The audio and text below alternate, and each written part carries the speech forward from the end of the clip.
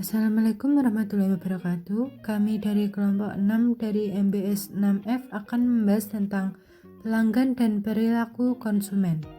Kelompok 6 terdiri dari yang pertama Ajeng Dwi Rahmawati NIM 237, yang kedua Giyus Ahmad Dika NIM 246, yang ketiga Dava Putra Prasetyo NIM 267.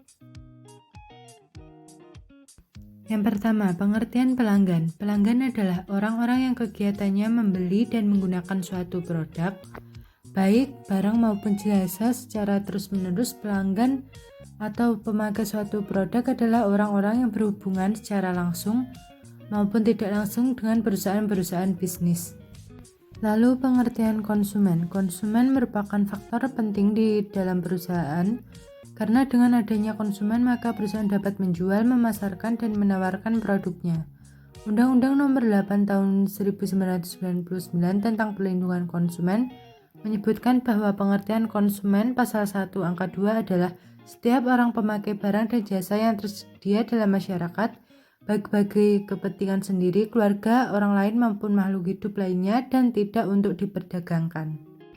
Pengertian konsumen terbagi menjadi 3 bagian. Yang pertama, konsumen dalam arti umum, yaitu pemakai, pengguna, atau pemanfaat barang atau jasa untuk tujuan tertentu. Yang kedua, konsumen antara, yaitu pemakai, pengguna, atau pemanfaatan barang dan jasa untuk diproduksi menjadi barang atau jasa lain atau untuk memperdagangkannya dengan tujuan komersil. Konsumen antara ini sama dengan pelaku usaha. Yang ketiga, konsumen akhir, yaitu pemakai, pengguna, atau pemanfaat barang dan jasa konsumen untuk memenuhi kebutuhan diri sendiri, keluarga, atau rumah tangganya dan tidak untuk diperdagangkan kembali. Nilai dan kepuasan bagi pelanggan. Nasution mengatakan bahwa kepuasan tercapai ketika kualitas memenuhi dan melebihi harapan, keinginan, dan kebutuhan konsumen. Sebaliknya, bila kualitas tidak memenuhi dan melebihi harapan, keinginan, dan kebutuhan konsumen, maka kepuasan tidak tercapai. Konsumen yang tidak puas terhadap barang atau jasa yang dikonsumsinya akan mencari perusahaan lain yang mampu menyediakan kebutuhannya. Kepuasan pelanggan dalam perspektif Islam. Dalam perspektif Islam, yang menjadi tolak ukur dan menilai kepuasan pelanggan adalah standar syariah atau sesuai dengan hukum-hukum Islam. Kepuasan pelanggan dalam pandangan syariah adalah tingkat perbandingan antara harapan terhadap produk atau jasa yang sesuai syariah dengan kenyataan yang diterima. Menurut pendapat Qadawi, sebagai pedoman untuk mengetahui tingkat kepuasan yang dirasakan oleh konsumen, maka sebuah perusahaan barang maupun jasa harus melihat kinerja perusahaan yang berkaitan dengan yang pertama, sifat jujur.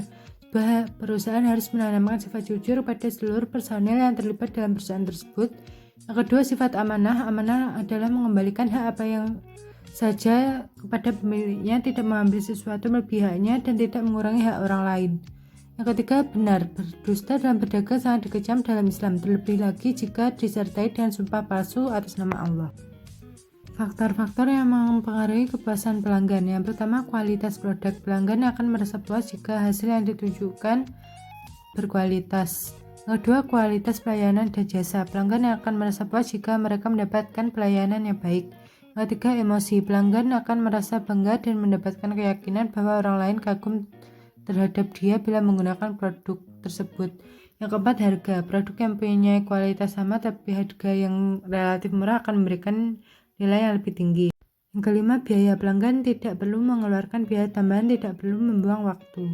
Komponen kepuasan konsumen. Yang pertama, respon. Kepuasan konsumen merupakan respon emosional dan kognitif. Intens responnya mulai dari sangat puas sampai dengan sikap apatis terhadap produk. Yang kedua, fokus. Fokus pada formasi objek disesuaikan pada beberapa standar. Yang ketiga, waktu respon. Respon yang terjadi pada waktu tertentu, antara lain setelah konsumsi, setelah pemilihan produk atau jasa. Ciri-ciri konsumen puas. Yang pertama, loyal kepada produk. Konsumen yang puas cenderung loyal, di mana mereka akan membeli ulang. Yang kedua, adanya komunikasi dari mulut ke mulut yang bersifat positif. Rekomendasi kepada calon konsumen lain. Yang ketiga, perusahaan menjadi pertimbangan utama ketika membeli merek lain. Ketika konsumen ingin membeli produk, maka perusahaan yang telah memberikan kepuasan kepadanya akan menjadi pertimbangan utama. Indikator yang mempengaruhi kepuasan pelanggan. Yang pertama, expectation. Harapan konsumen terhadap suatu barang atau jasa telah terbentuk sebelum konsumen membeli barang. Yang kedua, performance, pengalaman konsumen terhadap kinerja aktual barang atau jasa ketika digunakan tanpa dipengaruhi oleh harapan mereka. Yang ketiga, comparison, hal yang dilakukan ketika membandingkan kinerja barang atau jasa sebelum membeli dengan perspektif kinerja aktual barang. Yang keempat, confirmation atau disconfirmation. Confirmation terjadi bila harapan sesuai dengan kinerja aktual produk. Disconfirmation ketika harapan lebih tinggi, lebih rendah dari kinerja aktual. Tipe-tipe kepuasan dan ketidakpuasan konsumen. Yang pertama, produk bersifat lebih baik dari yang diharapkan, disebut confirmation positif. Yang kedua, produk dapat berfungsi seperti yang diharapkan, disebut konfirmasi sederhana. Produk tidak memberi rasa puas dan produk tersebut tidak mengecewakan. Yang ketiga, produk dapat bersifat lebih buruk dari yang diharapkan, disebut konfirmasi negatif. Cara perusahaan memberikan nilai kepuasan atas produk yang dibesarkan. Yang pertama, nilai produk. Yang kedua, nilai pelayanan. Yang ketiga, nilai personil. Yang keempat, nilai citra. Yang kelima, harga moneter. Yang enam, nilai biaya waktu. Yang ketujuh, biaya fisik. Yang kedelapan, biaya psikis. Tingkat nilai pelanggan. Yang pertama, atribut produk atau jasa. Dasar hierarki yaitu pelanggan berpikir mengenai produk atau jasa sebagai rangkaian atribut kinerja. Yang kedua, konsekuensi produk dan jasa. Konsekuensi yang diinginkan oleh pelanggan ketika informan membeli dan menggunakan produk atau jasa.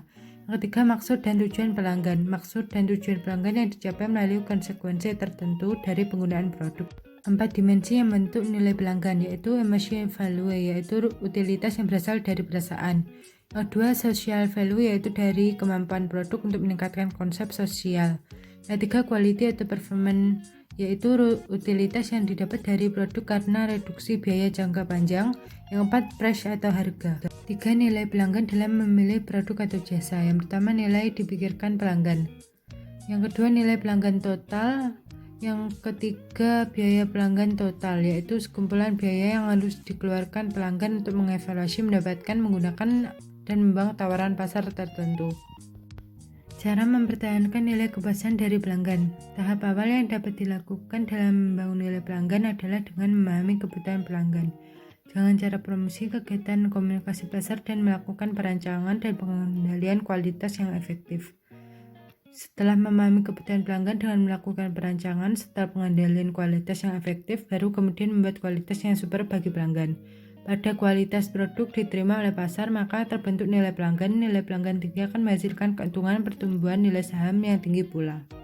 Strategi yang bisa digunakan dalam membangun nilai pelanggan dikenal dengan istilah kinetic value strategy. Yang pertama, memberi manfaat lebih dengan biaya yang lebih rendah. Yang kedua, memberi manfaat yang lebih dengan biaya yang sama besar bila dibandingkan pesaing. Yang ketiga, memberi manfaat yang sama dengan pesaing dengan biaya lebih rendah. Yang keempat, memberi manfaat yang lebih dari biaya yang lebih besar dibanding pesaing. Yang kelima, memberi manfaat yang rendah dengan biaya lebih rendah dibanding pesaing.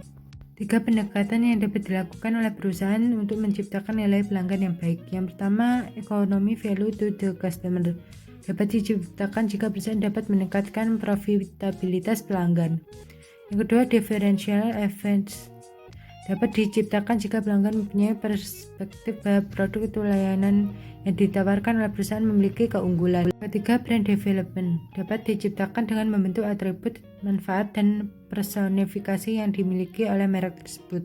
Konsep dan pemasaran mutu produk. Mutu produk adalah kemampuan sebuah produk untuk menjalankan fungsinya. Mutu produk meliputi tahan lama, handal, teliti, kemudahan operasional, dan perbaikan. Dan atribut-atribut lainnya yang bernilai. Dari sudut pemasaran, mutu produk dilihat dari sisi persepsi.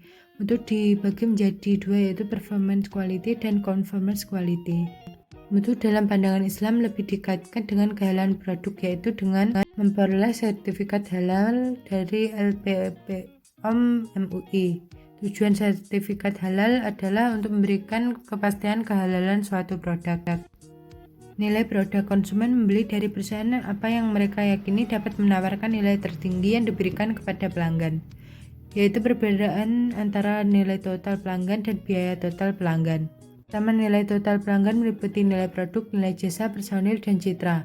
Yang kedua, biaya total pelanggan meliputi biaya moneter, waktu, energi yang dikeluarkan konsumen untuk membeli produk, dan psikis. Yang ketiga, kalau pelanggan merasa bahwa nilai yang diperoleh lebih tinggi dari biaya yang dikeluarkan. pelanggan memperoleh laba. Sekian presentasi dari kelompok kami. Bila ada kurang lebihnya kami mohon maaf. Wassalamualaikum warahmatullahi wabarakatuh.